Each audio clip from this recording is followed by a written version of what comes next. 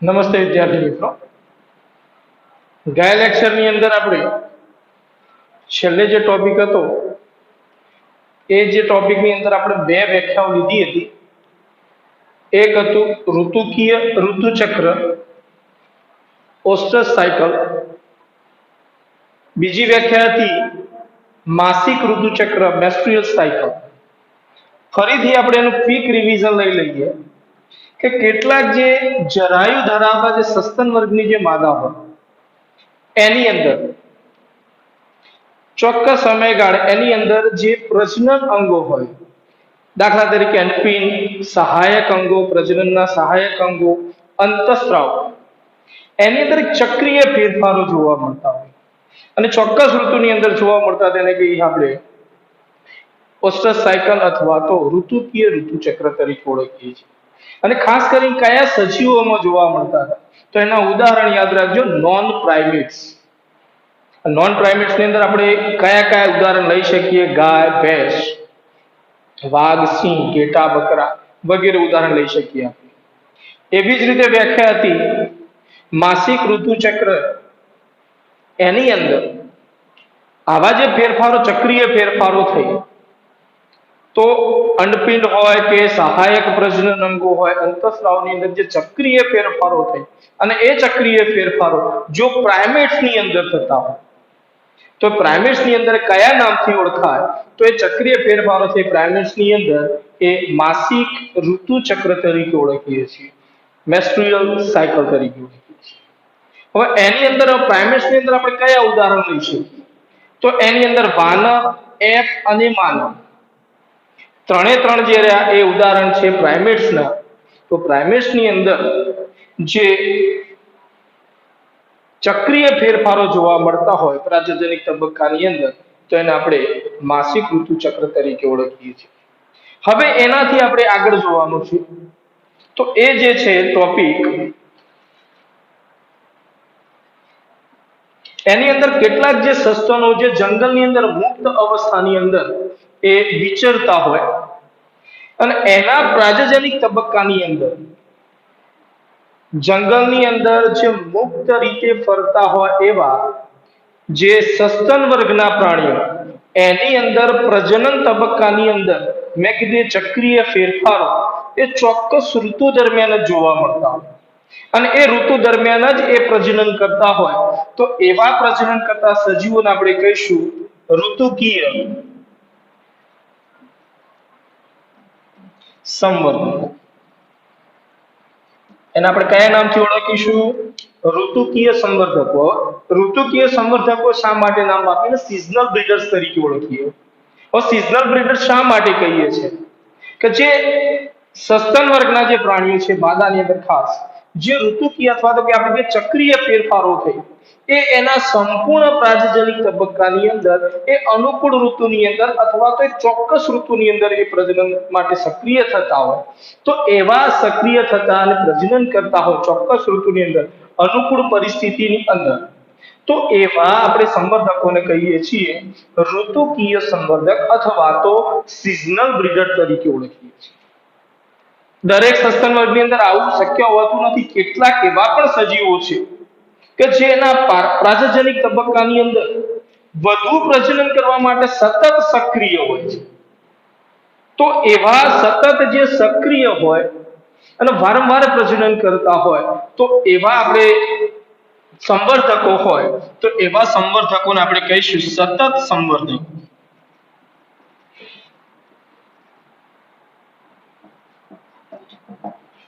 Continuous breeders. હવે બંનેની અંદર તમે જોશો તો એના શબ્દો પરથી જ વ્યાખ્યા આપણને આવડી જાય. તો હજુ ફરીથી કહું, ઋતુકીય સંવર્ધકો એટલે શું?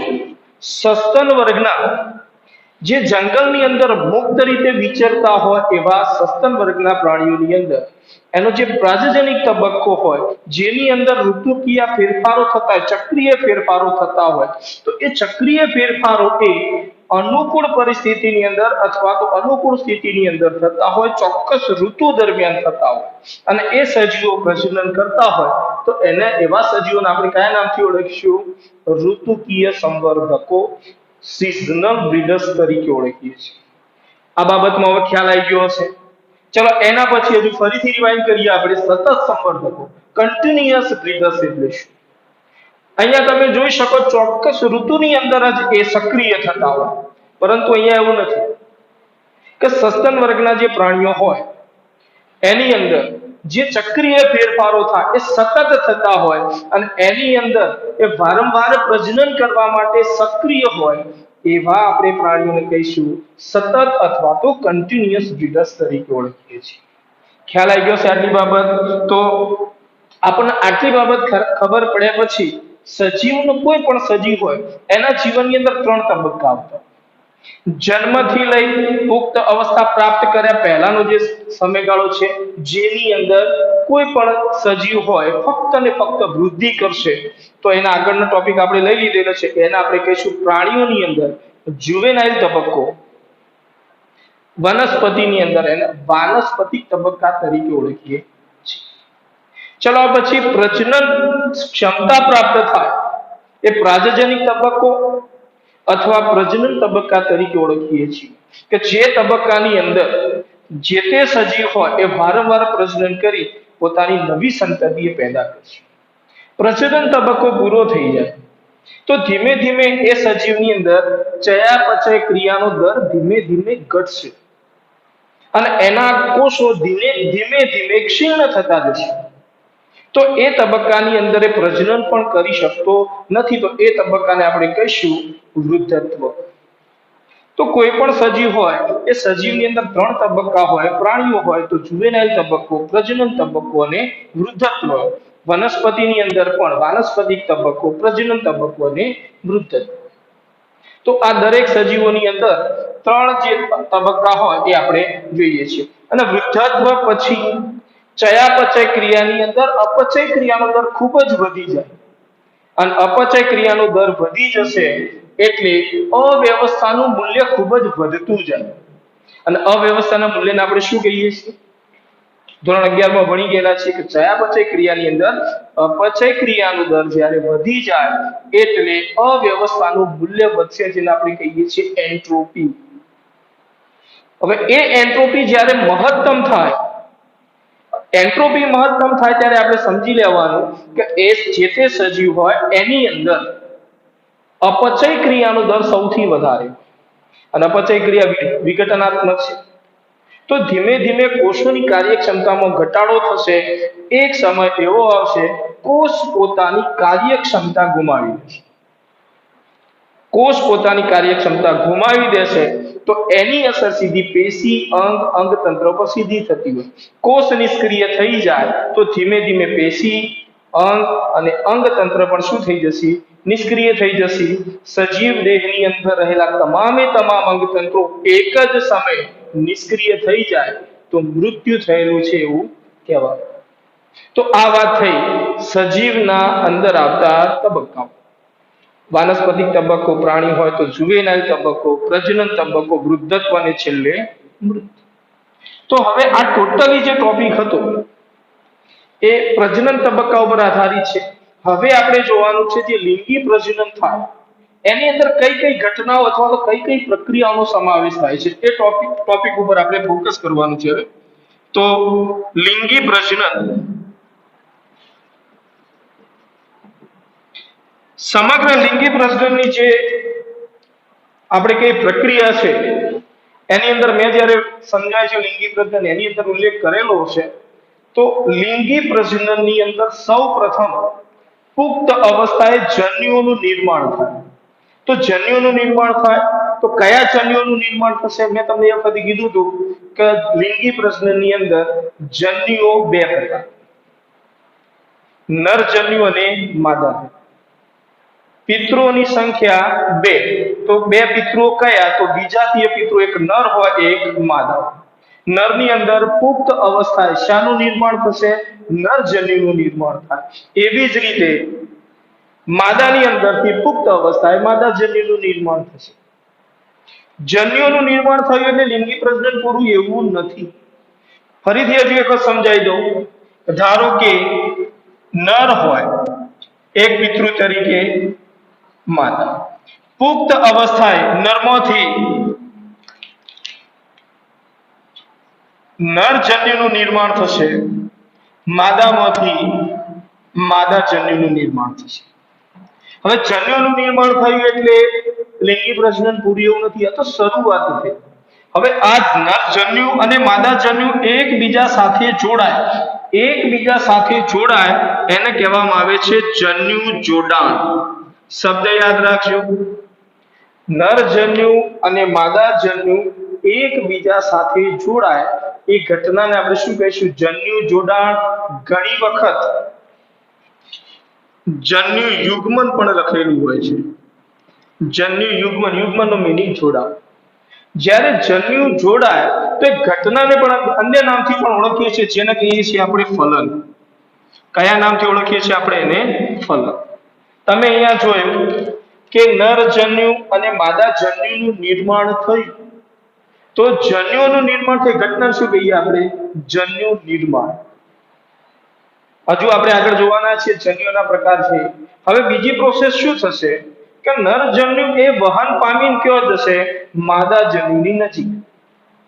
તો એ ઘટનાને શું કહેવામાં આવશે? પહેલા જે નિર્માણ થયું નરજન્યુ અને માદાજન્યુનું નિર્માણ થયું એ ઘટનાને આપણે કહીશું જન્યુ નિર્માણ. પરંતુ નરજન્યુ એ ચલિત હોય, માદાજન્યુ ચલિત હોતા નથી. આના પછી છે જે ટોપિક આપણે લઈશું. એટલે નરજન્યુ માદાજન્યુ સુધી વહન પામશે, એટલે ઘટનાને આપણે શું કહીશું?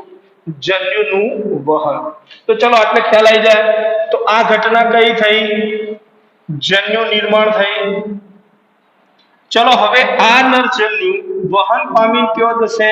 માદાજન્યુ જોડે. તે ઘટના કઈ કહેવાશે? જન્યુ વહન. ચલો જન્યુનું વહન પણ પૂરું થઈ જાય, નરજન્યુ માદાજન્યુની નજીક પહોંચી જશે આ ઘટનાને અંતે. હવે શું થશે? નરજન્યુ અને માદાજન્યુ એકબીજા સાથે જોડાશે. તો જન્યુઓનું જે જોડાણ થાય, જન્યુઓ જે જોડાવાની જે પ્રક્રિયા એને આપણે ફલન તરીકે ઓળખીએ છીએ. ત્રણ નામ યાદ રાખજો એની અંદર. જન્યુ જોડાણ પણ એને કહીએ છીએ, જન્યુ યુગ્મન અથવા તો એને ફલન કહીએ છીએ.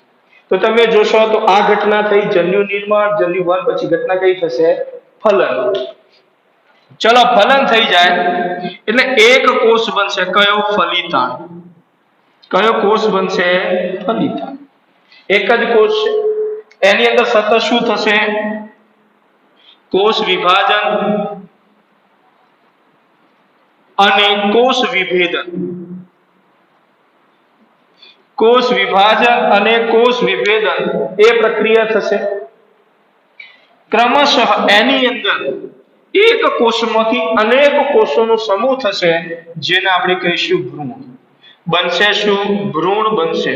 અને ભ્રૂણની અંદર ક્રમિક વિકાસના અંતે નવા સજીવનું નિર્માણ થશે. ચલો હવે ખ્યાલ આવી જવો કે ફલિતાંડ બને ત્યાં સુધી આપણે ક્લિયર જ છીએ. હવે એની અંદર શું થશે? કારણ કે ફલિતાંડ એ સજીવના નિર્માણ કરતો એક કોષ, એની અંદર વારંવાર કોષ વિભાજન થશે, વારંવાર કોષ વિભેદનની પ્રક્રિયા થશે. અને મેં તમને કોષ વિભેદનની પ્રક્રિયા સમજાવી છે. કોષોનો સમૂહ હોય પરંતુ કાર્યને અનુલક્ષી જો વહેંચાઈ જાય તો કોષ વિભેદનની પ્રક્રિયા કહેવાય.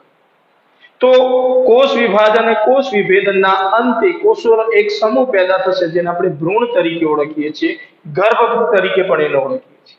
એનો ગર્ભ વિકાસ અથવા તો ભ્રૂણ વિકાસ સંપૂર્ણપણે પૂર્ણ થાય તો એમાંથી નવા સજીવનું નિર્માણ થશે. તો અહીંયાથી શરૂઆત થઈ લિંગી પ્રજનનની. જન્યુઓના નિર્માણથી શરૂઆત થઈ પુખ્ત અવસ્થાએ. તો જન્યુઓના નિર્માણથી શરૂઆત થઈ, નવા સજીવનું નિર્માણ થઈ ગયું એટલે લિંગી પ્રજનનની પ્રક્રિયા પૂરી થઈ.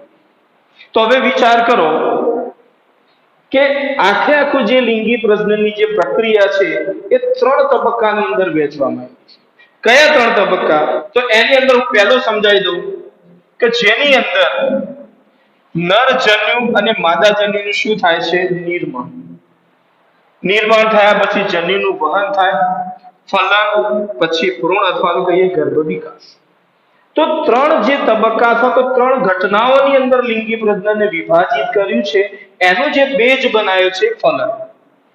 ફલનના આધારે લિંગી પ્રજનનને 3 ઘટનાઓની અંદર વિભાજિત કરી છે. તો 3 ઘટનાઓ કઈ? તો એની અંદર નંબર 1, નંબર 2 અને નંબર 3. તો કઈ ઘટનાને એમને બેઝ બનાવ્યો? તો ફલનને એમને બેઝ બનાવી અને 3 ઘટનાઓની અંદર વિભાજિત કરી. તો અહીંયા બીજી ઘટના થશે ફલન. તો હવે બે બાબત ક્લિયર થાય કે ફલન પહેલાની ઘટના છે અને ત્રીજા નંબરનું જે ફલન પછીની ઘટના છે. ચલો, ફલન પહેલાની જે ઘટના હોય એને કયા નામથી ઓળખીએ?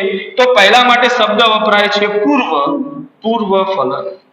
ફલન પહેલાની ઘટના, તો એને આપણે કયા નામથી ઓળખીશું? પૂર્વ ફલન. ફલન પછીની ઘટના, તો એને કહેવાય પશ્વ ફલન.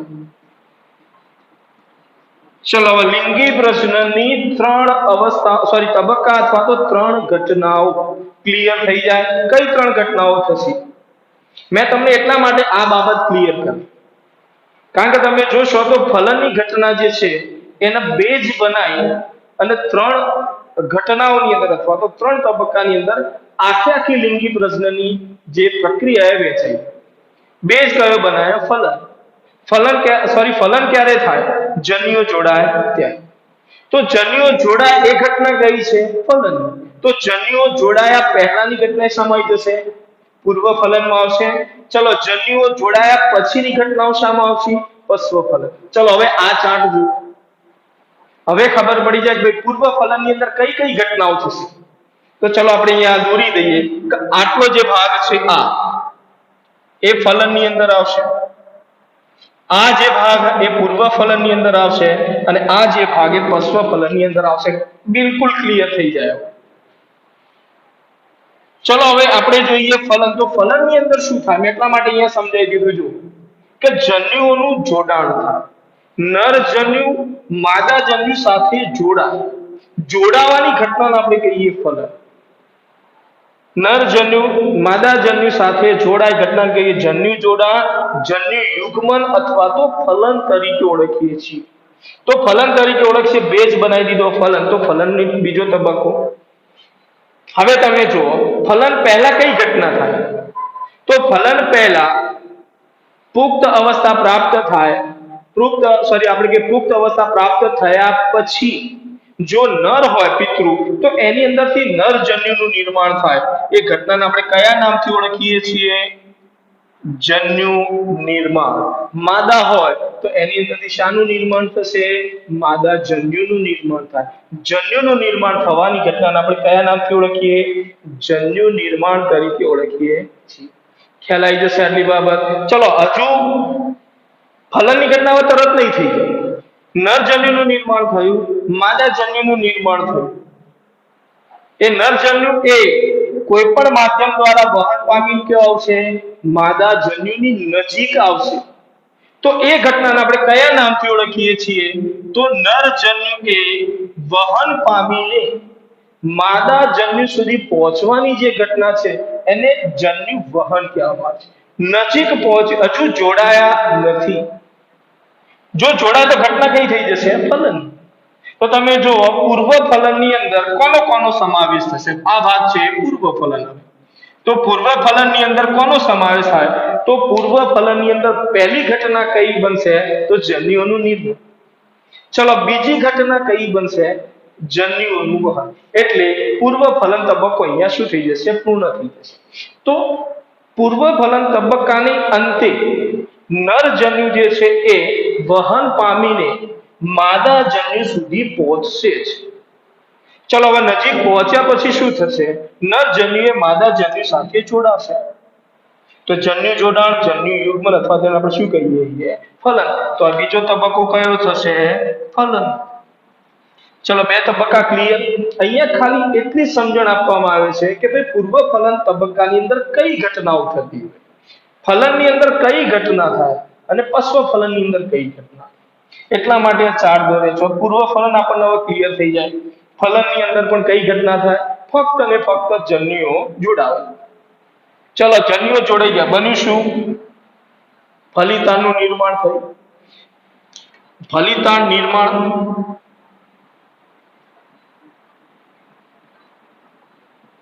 બીજા શબ્દોમાં લખવું હોય તો યુગ્મનજ નિર્માણ, યુગ્મનજનું નિર્માણ થયું, ત્યારબાદ એની અંદર કોષ વિભાજન કોષ વિભેદનની પ્રક્રિયાને અંતે ધીમે ધીમે એમાંથી શાનું નિર્માણ થયું છે? ભ્રૂણનું નિર્માણ થયું. ભ્રૂણનું નિર્માણ થયું એ ઘટનાને આપણે શું કહીશું? ભ્રૂણ નિર્માણ. કયા નામથી ઓળખીશું આપણે? ભ્રૂણ નિર્માણ. ચલો ફલન પછી હવે કઈ ઘટનાઓ બની? આના પરથી યાદ આવી જાય. ફલન પછી પહેલી રચના કઈ બની? ફલિતાંડ. તો ફલિતાંડનું નિર્માણ અથવા તો યુગ્મનજનું નિર્માણ. યુગ્મનજના નિર્માણ પછી શું થયું? ભ્રૂણ નિર્માણ. તો આ બંને જે ઘટનાઓ છે તે એનો સમાવેશ આમાં કરવામાં આવશે? પશ્વ ફલનની અંદર. ભ્રૂણ નિર્માણ અથવા તો ભ્રૂણ જનન પણ એને કહી શકીએ છીએ. આપણી ચોપડીની અંદર શબ્દ આપેલો છે ભ્રૂણ જનન. જનન એટલે નિર્માણ થવું. શબ્દોની જો માહિતી હોય તરત આપણને ખ્યાલ આવી જાય. ભ્રૂણ જનન, જનન એટલે નિર્માણ થવું, ભ્રૂણનું નિર્માણ થવું. તો ચલો પશ્વ ફલનની અંદર કઈ કઈ ઘટનાનો સમાવેશ થશે? તો ફલન થઈ ગયું, જન્યુઓ જોડાઈ ગયા. જન્યુઓ જોડાયા પછી શું બન્યું? ફલિતાંડ. તો ફલિતાંડ નિર્માણ અથવા તો યુગ્મનજ નિર્માણ, તો એ પણ કયો આવશે? ફલન પછીના તબક્કાની અંદર આવશે. ચલો ફલિતાંડ બની જાય, એની અંદર પછી શું બનશે? ભ્રૂણનું સર્જન થશે, ભ્રૂણ નિર્માણ થશે, એ પણ ફલન પછી. અને એ ભ્રૂણ નિર્માણ થયા પછી ક્રમશઃ વિકાસના અંતે નવા સજીવનું શું થશે? નિર્માણ. તો બાબત એટલી ક્લિયર થઈ જાય કે સમગ્ર લિંગી પ્રજનન ત્રણ ઘટનાઓની અંદર વિભાજિત થયેલું છે: પૂર્વ ફલન, ફલન અને પશ્વ ફલન. હવે એની અંદર આટલી બધી જ માહિતી મેળવ્યા પછી હવે પૂર્વ ફલનની અંદર કોનો સમાવેશ થાય? તો જન્યુ જનન અથવા તો જન્યુ નિર્માણ, જન્યુ વહન. ચલો ખ્યાલ આવી જશે હવે. ચલો ફલનની અંદર જન્યુ જોડાણ, ચલો પશ્વ ફલનની અંદર યુગ્મનજ અથવા ફલિતાંડ જનન, જનન અથવા તો નિર્માણ અને ભ્રૂણ નિર્માણ. ચલો હવે મારા મત મુજબ ત્રણ ઘટનાઓની અંદર કોઈ પણ પ્રકારનો કોઈ ડાઉટ હશે નહીં. હું માની લઉં બરોબર છે. તો ત્રણ ઘટનાઓ થઈ. તો ત્રણે ત્રણ ઘટનાઓ એકદમ સળંગ થતી હોય, પરંતુ સમજવા માટે આપણે એને ત્રણ ઘટનાઓની અંદર વિભાજિત કરી. પરંતુ લિંગી પ્રજનનની જે પ્રક્રિયા હોય એ સતત હોય. તો હવે આપણે જોવાનું છે પૂર્વ ફલનનો અભ્યાસ કરવાનો છે. અહીંયા સુધી કોઈ તકલીફ નહીં હોય એવું માની લઉં, એટલા માટે આપણે ચાર્ટ દોરીને સમજાય એટલે સરળતાથી પણ આપણે સમજી શકીએ. બરોબર, યાદ રહેશે. ચલો હવે આપણે જોઈએ લિંગી પ્રજનનની પ્રથમ ઘટના, જેને આપણે કહીએ છીએ પૂર્વ ફલન. ખ્યાલ આવી ગયો છે? બરોબર.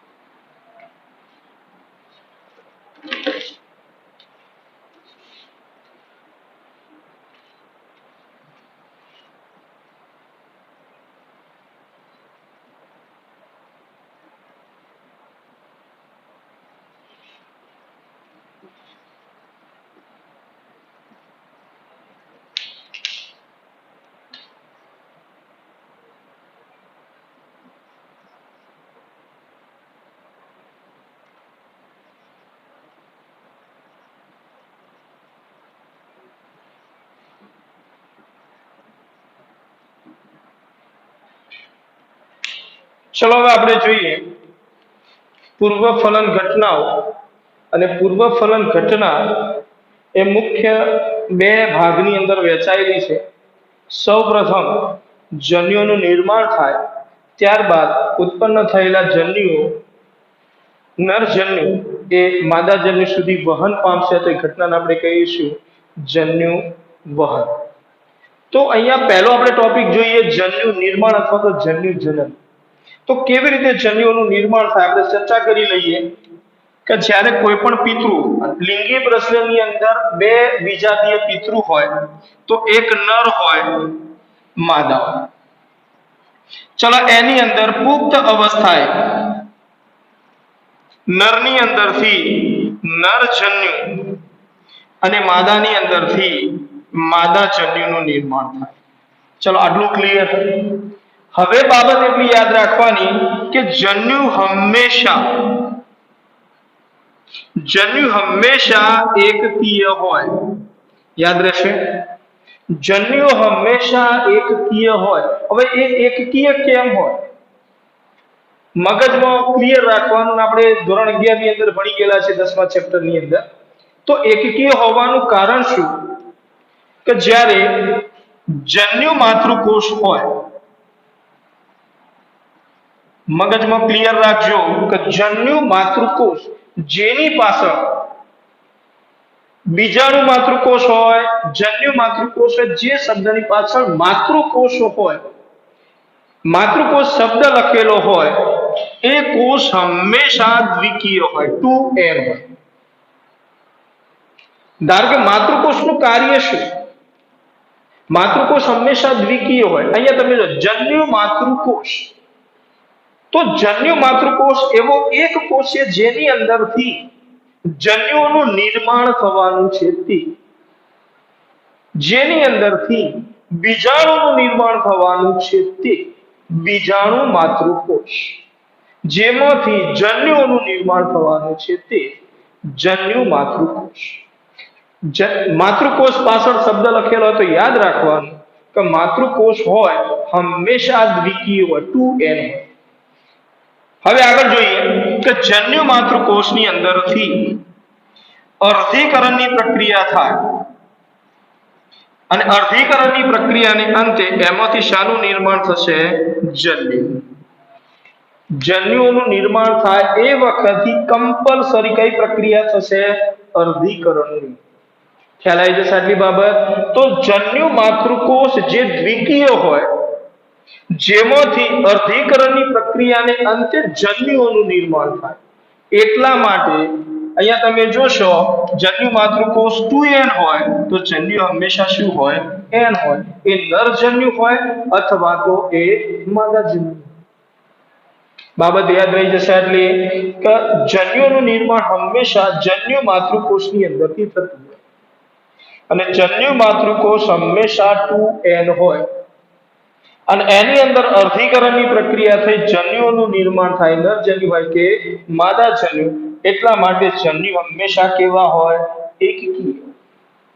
ચલો ખ્યાલ આવી જશે. એટલા માટે મેં અહીંયા લખ્યું જન્યુ હંમેશા એકકીય હોય. ચલો હવે જન્યુઓના પ્રકાર કેટલા હોય લખી દીધા છે તમારી સામે.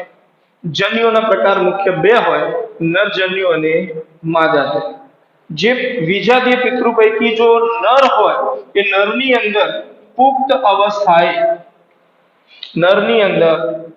અવસ્થાએ નરજન્યુનું નિર્માણ થાય અને માદાની અંદરથી માદાજન્યુનું નિર્માણ થશે. આ બેસિક એનો ડિફરન્ટ હતો, નરજન્યુ અને માદાજન્યુ. એ સિવાય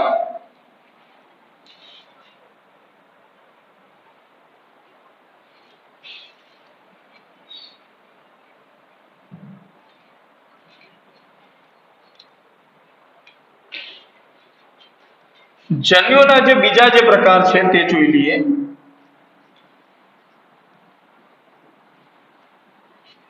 સમજન્યુ. ચલો અહીંયા જે નરજન્યુ અને માદાજન્યુના જે બે પ્રકાર પાડે જાતીયતાને આધારે પાડે. નર જો પિતૃ હોય તો એની અંદરથી ઉત્પન્ન થતો જન્યુ હંમેશા નરજન્યુ જ હોય. માદાની અંદરથી ઉત્પન્ન થતો જન્યુ હંમેશા માદાજન્યુ હોય. તો આ બે જે પ્રકાર પડે જાતીયતાને આધારે, પિતૃઓની જાતીયતાને આધારે. અહીંયા તમે જોશો તો જન્યુઓના બે પ્રકાર છે, સમજન્યુ અને બીજો છે વિષમજન્યુ. ચલો આ જે પ્રકાર પાડેલો છે તે જે ઉત્પન્ન થયેલા જે જન્યુ છે એની બાહ્યાકાર વિદ્યા અને દેહ ધર્મ વિદ્યાને આધારે આ પ્રકાર પાડેલા છે. સમજન્યુ અને વિષમજન્યુ, આઇસોગેમસ, હિટ્રોગેમસ. ખ્યાલ આવી જશે. ચલો, સમજન્યુ એટલે શું? સમનો મીનિંગ શું થાય? આઈસો નો મીનિંગ શું થાય? સમ એટલે સમાન, આઈસો નો મીનિંગ પણ શું થાય? સમાન થાય. ચલો, અહીંયા વિષમ નો મીનિંગ શું થાય? અસમાન. ચલો, શબ્દ ખ્યાલ આવી જશે. સમાન જન્યુ, અસમાન જન્યુ. પણ સમાન જન્યુ અને અસમાન જન્યુઓ કેવી રીતે નક્કી કરવાના? કે ઉત્પન્ન થયેલા બંને જન્યુઓ, નર જન્યુ અને માદા જન્યુ, ટૂંકમાં હવે અહીંયા બંને જન્યુ યાદ રાખવા. નર જન્યુ અને માદા જન્યુ જે ઉત્પન્ન થાય છે એ કદ, બાહ્યાકાર વિદ્યા અને દેહ ધર્મ વિદ્યા ની દ્રષ્ટિએ સમાન હોય એના આપણે કહીશું સમજન્યુ. એકદમ બેઝિક. જે જન્યુ ઉત્પન્ન થાય છે એ નર જન્યુ હોય કે માદા જન્યુ, જો બંને જન્યુઓ, નર જન્યુ અને માદા જન્યુ બંને જન્યુઓ કદની દ્રષ્ટિએ સમાન હોય, બાહ્યાકાર વિદ્યાની દ્રષ્ટિએ સમાન હોય, એનો આકાર પણ સમાન હોય, દેહ ધાર્મિક વિદ્યાની દ્રષ્ટિએ પણ એ સમાન હોય, આવા જન્યુઓને તમે અલગ ઇઝીલી આઈડેન્ટિફાઈ નથી કરી શકતા. આ નર જન્યુ છે કે આ માદા જન્યુ છે, ઇઝીલી આઈડેન્ટિફાઈ થઈ શકતા નથી. અને એ કશા ધરાવતા હોય. ચલો, હું ખાલી એક્ઝામ્પલ આપી દઉં.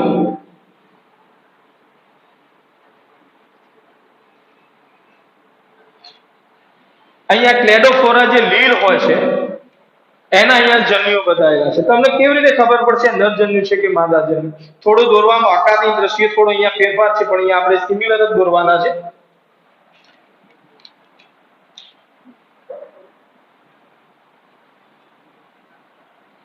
ચલો, અહીંયા કેવી ખબર પડશે નર જન્યુ છે કે માદા જન્યુ? સમજન્યુની અંદર નર જન્યુ અને માદા જન્યુનું આઈડેન્ટિફિકેશન ખૂબ જ જટિલ હોય છે.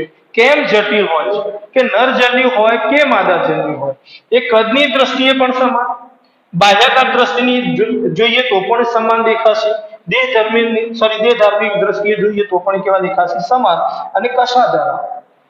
તો આવા જે જન્યુઓ હોય એને આપણે કયા નામથી ઓળખીએ? સમજન્યુ. ખ્યાલ આવી જશે. ક્લેડોફોરા છે, યુલોથ્રિક છે, એના જે આપણે કહીએ છીએ જે જન્યુઓ હોય છે એ સમજન્યુ હોય છે. ઉદાહરણ યાદ રાખજો, ક્લેડોફોરા લીલ અને યુલોથ્રિક્સ. તો પણ એ એક્ઝામ્પલ પણ તમે યાદ રાખજો. અહીંયા લખી દઈએ ક્લેડોફોરા, બુકની અંદર આપેલું છે, એ લીલ છે.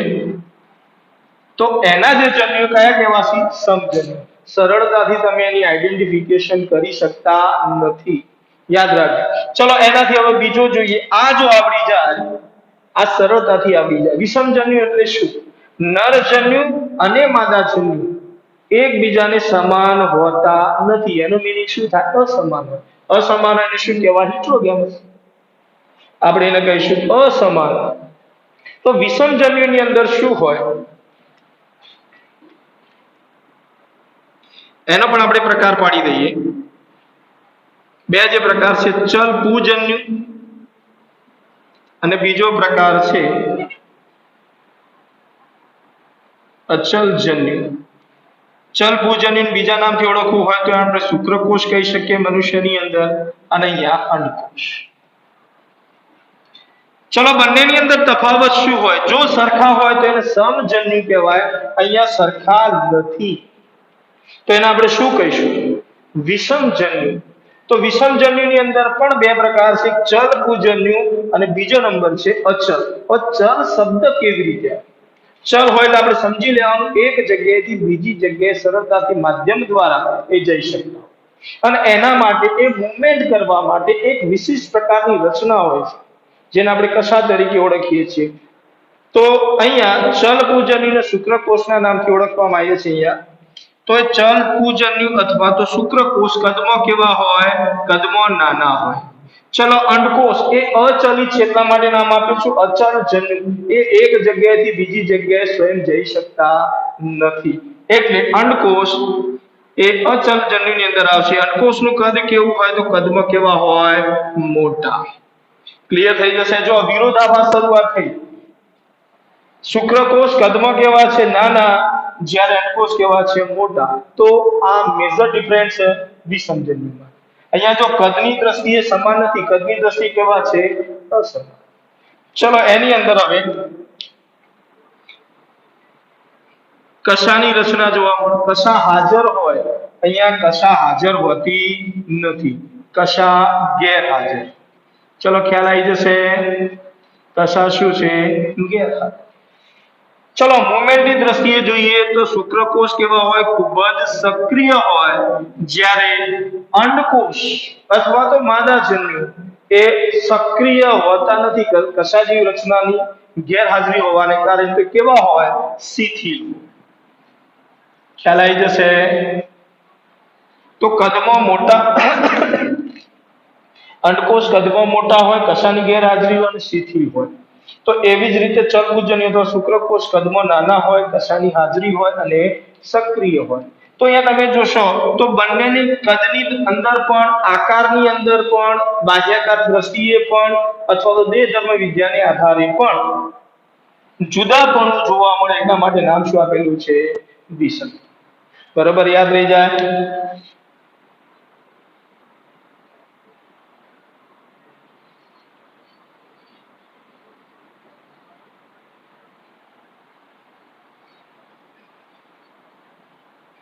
ચલો આકારની દ્રષ્ટિએ પણ તમને અહીંયા શું લાગશે? ફેરફાર. તો આ વાત થઈ જન્યુઓના પ્રકારની. અને જન્યુઓના પ્રકાર કેટલા હોય તો પણ આપણને ખ્યાલ છે જ.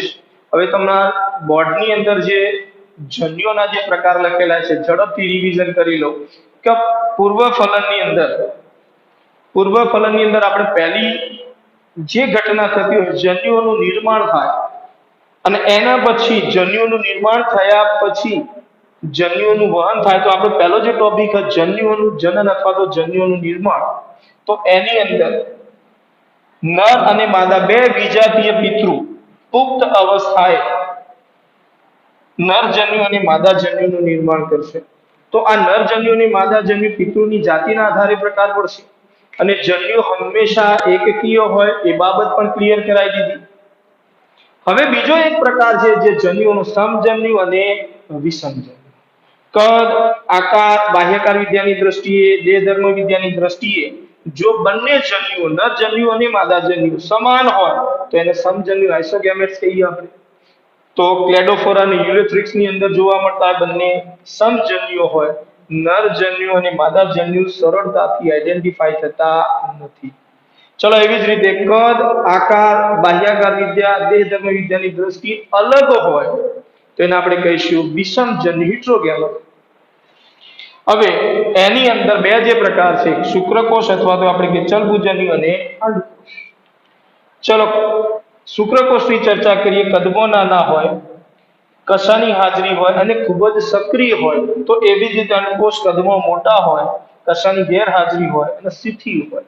તો તમે અહીંયા જો કદ, આકાર, બાહ્યકાર વિદ્યા અને દેહ ધર્મ વિદ્યાની દ્રષ્ટિએ આ બંને જન્યુઓ એકબીજાથી અલગ હોય, અસમાન હોય, નામ શું આપી દીધેલું છે? વિષમજન્યુ. તો અહીંયા તમે જોશો તો જન્યુઓનું નિર્માણની ઘટના હવે પૂર્ણ થઈ. જન્યુઓનું નિર્માણ થઈ ગયું. હવે બીજી ઘટના કઈ થશે પૂર્વફલન તબક્કાની? જન્યુ જે ખૂબ જ સક્રિય જન્યુ છે, ખાસ કરીને નરજન્યુ, એ વિવિધ માધ્યમ દ્વારા, સ્વયં નહીં, વિવિધ માધ્યમ દ્વારા એ છેક કયો સુધી પહોંચશે? માદાજન્યુ સુધી પહોંચવાની જે ઘટના છે એને આપણે શું કહીશું? જન્યુનું વહન. તો આજે આટલા સુધી છે. જન્યુનું વહન આપણે નેક્સ્ટ વિડિયો લેક્ચરની અંદર લઈશું. તો અહીંયા સુધી તમને કોઈ ના ખબર પડી હોય તો અહીંયા WhatsApp નંબર લખેલો છે, તમારા જોડે હશે જ, એ ટોપિક અથવા તો કોઈ પણ ડિફિકલ્ટી હોય મને WhatsApp તમે કરી શકો. યાદ રહેશે? બરોબર. તો આ વાત થઈ જન્યુઓનું નિર્માણ. બાબત એટલી યાદ રાખવાની છે, હજુ તમને રીપીટ યાદ કરાવી દઉં કે જન્યુ એકકીય કેવી રીતે હોય, કારણ કે આના પછીનો ટોપિક આવે છે જન્યુ માતૃકોષ અને જન્યુ.